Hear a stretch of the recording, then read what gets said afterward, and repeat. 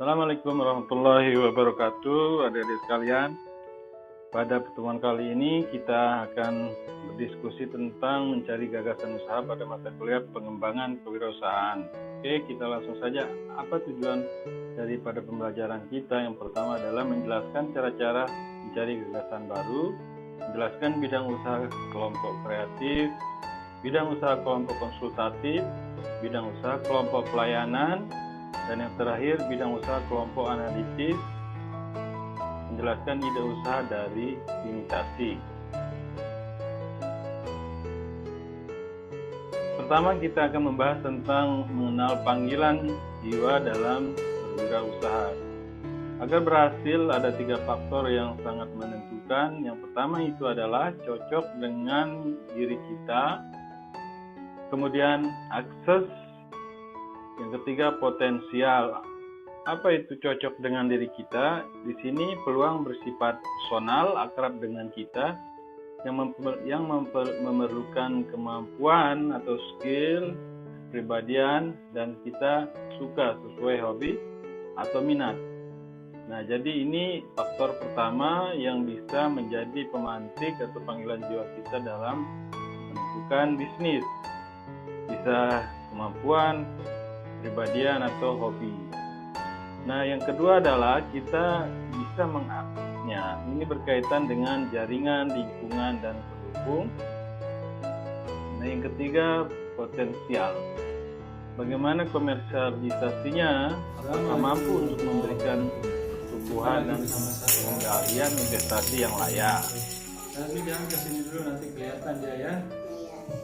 Untuk mendapatkan ide usaha yang potensial dan cocok dengan kita, entrepreneur harus memulainya dengan analisa berikut. Apa yang paling Anda senangi? Apa kegemaran atau hobi Anda? Kemudian produk dan proses apa yang paling Anda ketahui?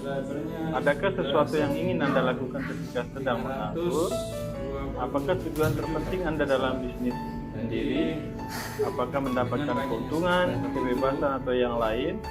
Kemudian ide mana yang muncul sebagai respon terhadap 4 pertanyaan pertama di atas yang memenuhi tujuan pada pertanyaan nomor 5. Jadi kita bisa mengawalinya dengan beberapa pertanyaan-pertanyaan ini untuk mendapatkan ide usaha yang cocok dengan diri kita. Jadi kalau sudah ada 1000 subscriber, yang kesana dulu nutup sayanya. Dalam memulai usaha baru kita bisa menggunakan metode ATM. Apa itu ATM? ATM itu amati, tiru, modifikasi. Ini bisa kita lakukan pada tahap awal kita memasuki dunia usaha. Terus kemudian kita mempelajari bisnis yang sudah ada, mengkaji input dan output suatu bisnis, menganalisa tren populasi dan data demografi, mengkaji tren ekonomi, meniru dan memodifikasi 4P dalam marketing, yaitu place, price, product, dan promotion. Nah, jadi gambarannya seperti ini. Kalian bisa menganalisa beberapa bisnis yang bisa kalian lihat, kemudian input outputnya.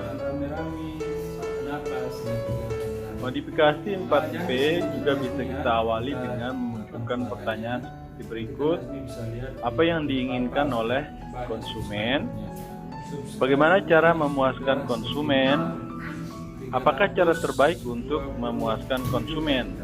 Pada gambar ini kalian bisa melihat ilustrasi konsumen yang memiliki masalah keinginan. Jack Ma, pemilik Alibaba Group, mengatakan, biarkan orang lain mengeluh. Keluhan orang lain itu bisa menjadi peluang bagi kita. Nah, apa solusinya dengan gap yang ada yang bisa kita tawarkan? Nah, sini peluang itu adalah gap, sehingga kita bisa mencari solusi dari memunculkan pertanyaan-pertanyaan yang tadi. Tentu kita harus melihat lebih dalam kondisi eksternal, pasar, kemudian tren bisnis dan lain sebagainya. Ingatlah, coba dilihat udah berapa Sesuaikan menit itu. pilihan bisnis dengan karakter, bakat, keterampilan, dan Di stopin hobi aja. kalian. Kerja ini, Nasmi permisi dulu, Kakak Ratu dia matikan videonya. Pada Assalamualaikum. gambar berikut ini kalian bisa lihat di sini Nasmi jangan kasih introvert kelihatan dia atau ya. produksi, kemudian di bawah extrovert atau distribusi, ada dedikasi dan pelayanan, dominasi dan pengarahan. Kenapa sih? Nah, kalian di sini misalkan memiliki Nasmi ya, kita kepribadian introvert. bisa lihat di YouTube Papa. Apa itu introvert? Kepribadian introvert itu tipe kepribadian dia memiliki ciri lebih fokus terhadap perasaan internal di dalam dirinya sendiri dibandingkan dengan stimulus atau rangsangan eksternal dari lingkungan YouTube itu biasanya sekitarnya. kita bisa Nah, orang-orang introvert ini cenderung lebih pendiam, tenang, dan lebih luas dalam menilai dirinya sendiri atau introspektif. kemudian satu video Nah, namun perlu kalian ingat, kepribadian introvert itu tidak sama dengan pemalu atau memiliki gangguan kecemasan sosial, autis misalnya. 1000 subscriber Pemilik kepribadian introvert kemudian satu video itu masih bisa berinteraksi dengan baik dengan orang lain, hanya saja setelah menghabiskan waktu berkumpul dengan banyak orang, syaratnya kita seseorang introvert akan membutuhkan waktu menyendiri untuk kembali mengembalikan energinya. Hal itu berbanding terbalik dengan kepribadian berapa menit itu seorang ekstrovert. ya Ini apa dah di stopin aja kamu kerja ini ekstrovert itu justru mendapatkan energi dengan berkumpul sama banyak orang. Senang bersosialisasi itu bukan satu-satu ciri dari orang yang memiliki kepribadian ekstrovert. Nah, jadi Anda tidak bisa dengan cepat menyimpulkan bahwa diri Anda atau teman Anda memiliki kepribadian ekstrovert hanya karena senang bergaul atau bersosialisasi.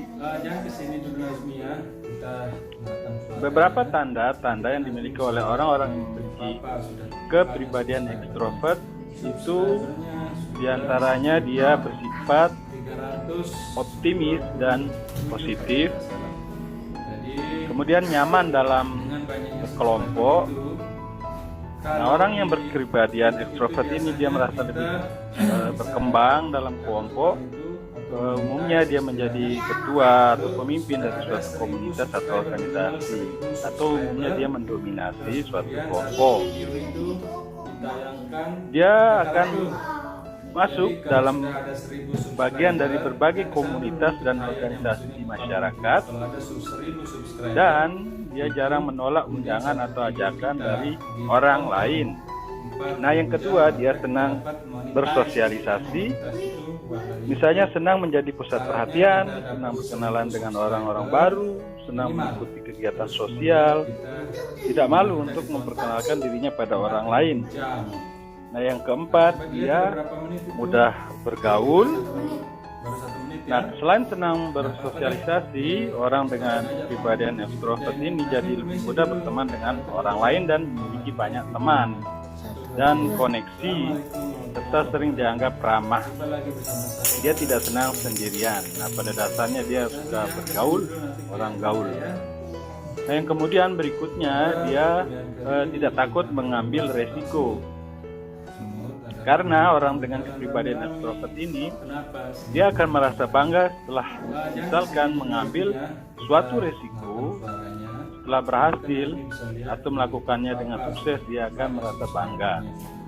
Kemudian dia juga fleksibel, senang berbicara. Jadi kalau kalian mengenal teman kalian misalkan senang bicara, dengan kemungkinan dia termasuk memiliki kepribadian yang ekstrovert. itu biasanya kita Berikutnya cenderung itu atau monetize suka mendiskusikan kalau sudah hal-hal ada 1000 subscriber, tertentu atau minimal masalah. 100 subscriber, Ya, karena dasarnya memang orang introvert ini senang ngomong, tayangkan jadi Kakak Ratu. dia akan lebih sering Jadi kalau atau sudah ada mendiskusikan, 1000 meminta subscriber, saran kesana dulu terkait tayang. permasalahan yang dia Kalau hadapi, ada 1000 subscriber, dan dia juga lebih kemudian satu video kita mudah ditonton. mengekspresikan apa yang ada dalam pikirannya. Monetize monetize istilahnya. Dan yang terakhir, orang ekstrovert itu mudah terbuka dengan Syaratnya orang kita lain. harus 1000 subscriber. Nah, sehingga orang yang memiliki kepribadian introvert ini lebih cocok dia di bagian Nah, coba produksi. dilihat udah berapa menit itu. Biar kita karena dia baru 1 menit ya. kepribadiannya seperti yang tadi kita jabarkan itu. Stopin aja paman untuk bekerja ini. Nasri, permisi Kemudian dulu. orang yang memiliki kepribadian extrovert itu lebih pas dia Coba lagi. berada di bagian pendistribusian misalnya. Kelihatan dia ya. Itu berkaitan juga dengan Perkuliahan kali ini kita bagaimana dia menganalitis, memiliki jalan rame-rame. ide kreatif, Jangan kemudian kesini, Nazmi ya. terkait dedikasi atau pelayanan dan dominasinya. Bisa lihat di YouTube Papa. Oke, selanjutnya kita lihat Subscribernya beberapa. Ini ada kuesioner, nanti kalian bisa menilai diri kalian berada di kuadran mana. Nah, jenis usaha apa yang cocok untuk Anda? Nah, pertanyaan ini nanti kalian bisa jawab di kalau di kolom YouTube itu biasanya kita atau ruang diskusi yang ada di itu Sepada Undram, www.daring.undram.ac.id. Nanti kalian bisa jawab di situ, dan ini nanti akan menjadi poin penilaian atau bobot penilaian selain UTS dan UAS. Oke. Slide ini nanti kalian bisa lihat hubungan kreativitas, ide atau ide, dan peluang. Apa hubungan ketiga hal ini? Kalian bisa lihat pada gambar. Kreativitas itu adalah kemampuan seseorang dalam membuat sesuatu hal yang berbeda dengan cara yang lain sehingga bisa membuat produk yang diciptakan menjadi lebih unik. Contoh kreativitas misalnya membuat tali sepatu yang menyala dalam gelap menggunakan baterai. Nah, sedangkan ide adalah gagasan unik sebagai hasil pemikiran individu yang berkaitan dengan kreativitas dan inovasi yang terdapat dalam dirinya. Nah, kemudian inovasi adalah kemampuan dalam diri seseorang untuk menciptakan produk baru yang belum pernah ada sebelumnya. Nah, contoh inovasi misalnya membuat lampu LED. Nah, dari gambaran tersebut Anda lihat hubungannya kira-kira antara ide, kreativitas, dan inovasi. Dari ketiga hal ini akan mengarah pada penciptaan peluang pasar yang berpotensial bagi bisnis yang akan kalian kembangkan. Dengan banyaknya subscriber itu, Peluang pasar dapat diperoleh juga dari hasil penggabungan kreasi dan inovasi sehingga bisa menciptakan produk baru dan unik yang dapat menarik minat konsumen dan meningkatkan daya jual subscriber, suatu perusahaan. kemudian satu video itu ditayangkan Kenapa perlu kreasi dan inovasi dalam menciptakan peluang pasar? Hal ini terjadi karena masyarakat sekarang selalu disuguhkan dengan produk yang tidak terlalu berbeda dan mirip sehingga terjadi persaingan yang ketat antar produsen. Nah, ini beberapa hal yang memicu para produsen untuk menggali kreasi dan inovasi baru di pasar agar produknya dapat berbeda dari kompetitor dan unggul dalam persaingan pasar. Coba dilihat sudah berapa menit itu. Ada 4 cara untuk menilai apakah Menit ya. sebuah ide merupakan peluang yang baik. Itu tadi ada pasar, Permisi dulu. potensi pertumbuhan pada pasar tersebut, kemudian biaya dan risiko yang muncul. Coba lagi bersama saya. Nah, dalam pasar itu sendiri, jenis produk, Ya. apakah itu customized atau massal, Kuliah kali ini kita akan membahas besar kecil atau ukuran daripada pasar yang kalian nanti masuki. Kemudian ada STP, segmen target positioning. Nah, segmen pasar yang akan kalian masuki itu segmen apa? Apakah kalian bisa lihat segmennya dari usia atau dari tingkat pendidikan? Misalkan SD, SMP, SMA, nah itu termasuk pada segmenting pasar.